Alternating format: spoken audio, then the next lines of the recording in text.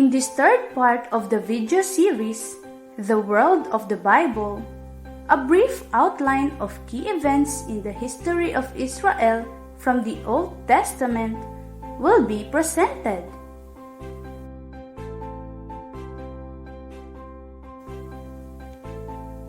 Let us begin with the epic tale of Israel's deliverance from the clutches of the Egyptians.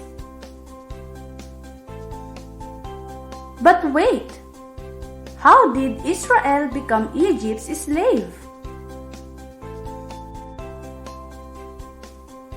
Remember the story of Joseph, the dreamer? Joseph was sold as a slave to the passing merchants by his very own brothers, who were jealous of him. This unfortunate event turned for the best, because Joseph rose to power and influence in Egypt in God's grace. He correctly interpreted the Pharaoh's dream and saved the land from famine.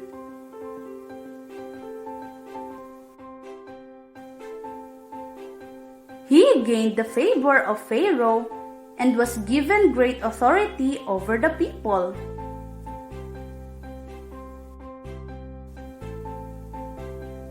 When the Pharaoh learned about his family, he told Joseph that he could bring them to Egypt.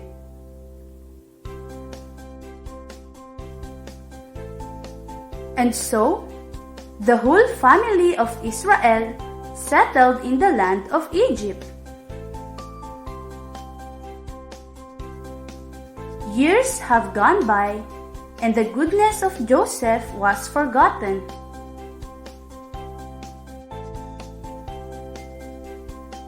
The Egyptians and the new Pharaoh were threatened and grew hostile toward the Israelites. They forced them into labor and punished them severely. Their cries reached the heavens, and God had mercy on them.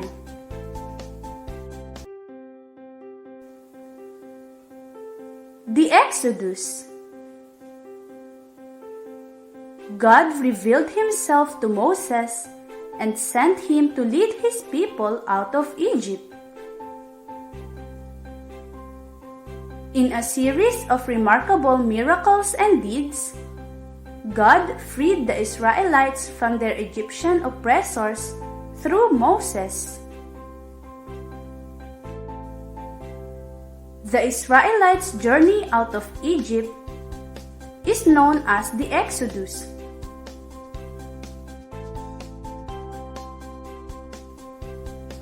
The message of Exodus is not only about freedom from oppression, but also about God's providence for His people's needs as He led them through the wilderness.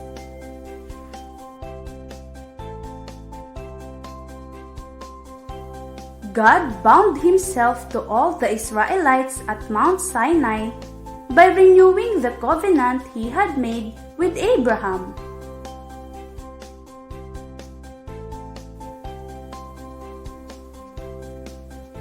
From Egypt, they crossed the desert to the Promised Land. The Israelites wandered for 40 years in the wilderness until Moses' death.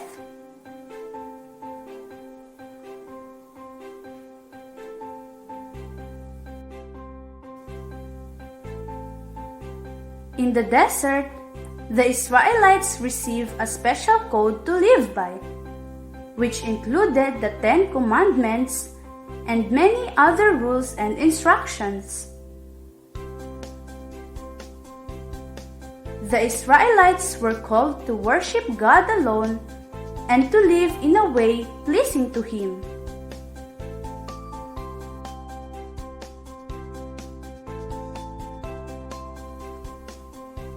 The Promised Land.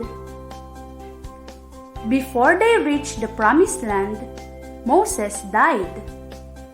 At his death, Joshua took over as the leader, and with him at the helm, the Israelites finally entered the Promised Land. They started to conquer the land and made them the settlements of different tribes. According to the book of Joshua, there were 3 campaigns recorded: a central thrust through Jericho and Ai, a southern campaign, and the northern campaign.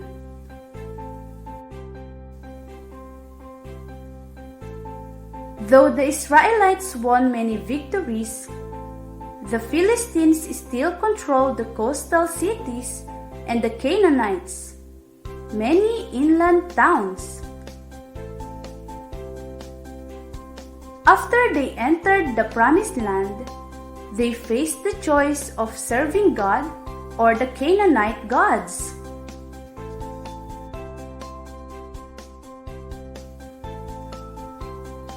The tent of God's presence.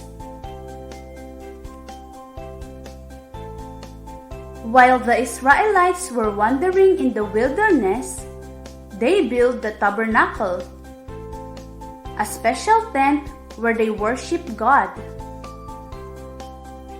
Each time they stopped, they placed the tabernacle in the middle of the camp to show that God was at the center of the nation's life.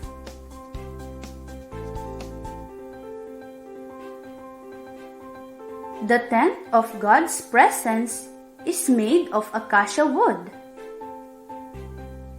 covered by 4 layers of materials, decorated linen curtains inside, and waterproof skins outside.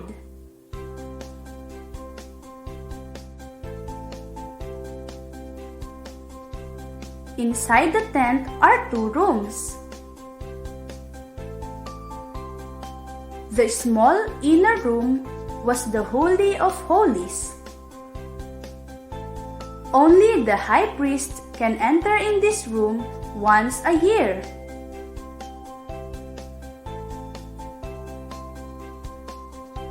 The Ark of the Covenant is erected in it.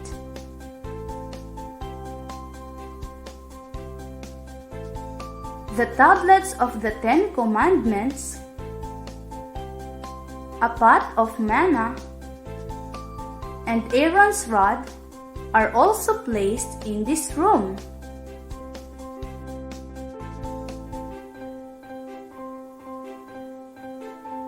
The outer room is called the Holy Place. Here, you'll find the altar of incense, a 7-branch candlestick, and the table of showbread.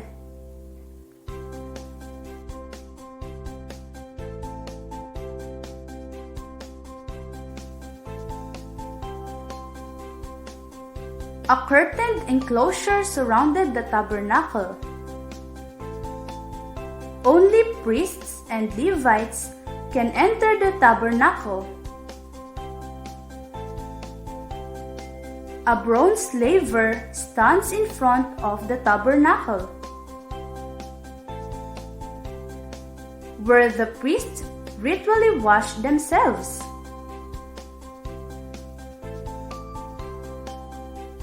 There is also an altar where animals were sacrificed.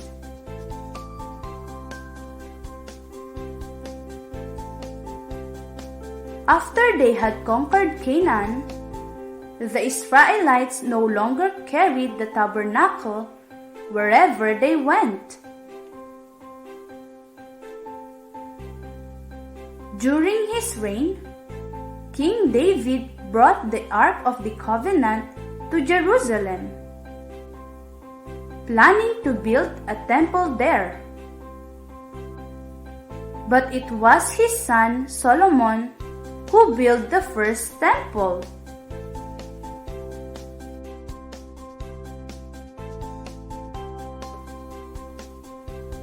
King Solomon's Temple, God's house. The temple was not a meeting place for God's people like a modern church. It was a sacred place to which only priests and Levites could enter. The temple was built of stone, similar in its ground plan to the tabernacle, but much larger. It was paneled inside with cedar wood, imported from Lebanon. Like the tabernacle, the temple housed the altar of incense, the table of showbread, lampstands, and in the Holy of Holies, the Ark of the Covenant. In 587 BC, the Babylonians seized Jerusalem and destroyed the temple built by Solomon.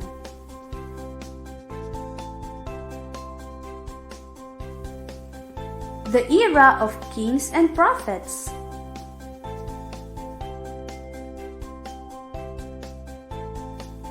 After Solomon's death, the kingdom divided into Israel and Judah.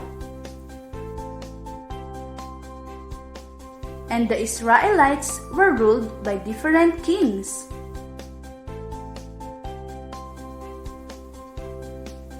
Under the reign of Jeroboam II and Uzziah, the kingdom became powerful and wealthy. However, they were condemned by Prophet Amos and Hosea for their corruption and materialism.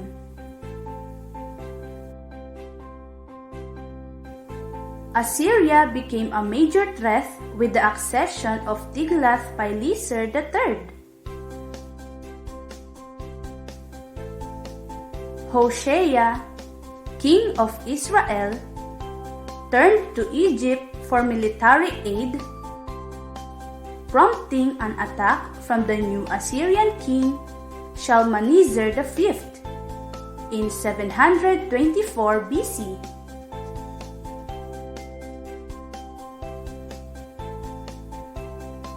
Hosea was arrested,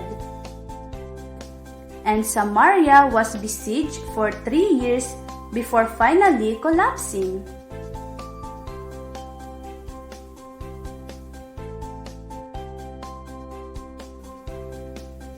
King Hezekiah of Judah provoked the new Assyrian king Sennacherib, who sacked 46 cities in Judah, including Lachish, and then marched on Jerusalem. However, before capturing the city, his army was injured and he withdrew. Jehoiakim, king of Judah, was encouraged by Egypt to rebel against Babylon in 600 BC, provoking a further Babylonian invasion in 598 BC.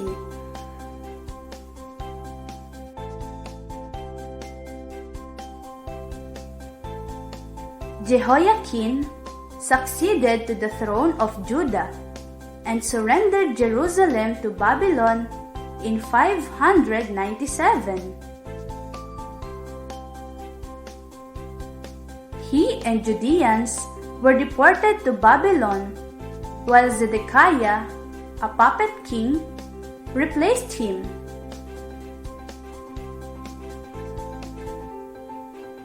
Judah rebelled again, but Jerusalem was finally burned in 586. and its inhabitants were taken into exile.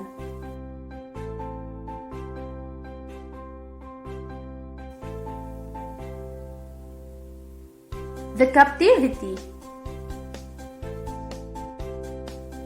During the Assyrian Empire, Israel was invaded. The Israelites were in captivity. Through the prophets, God gave warnings to His people. However, the northern kingdom, Israel, was taken into captivity by Assyria in 722 BC. And the southern kingdom, Judah, by Babylon in 587 BC.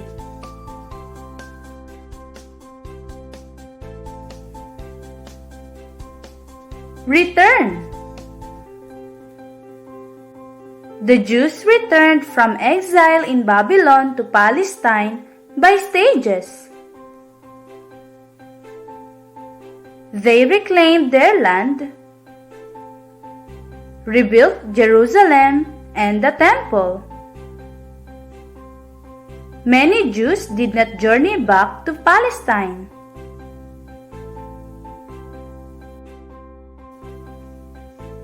These key events in the history of the Israelites, from Exodus to the Promised Land,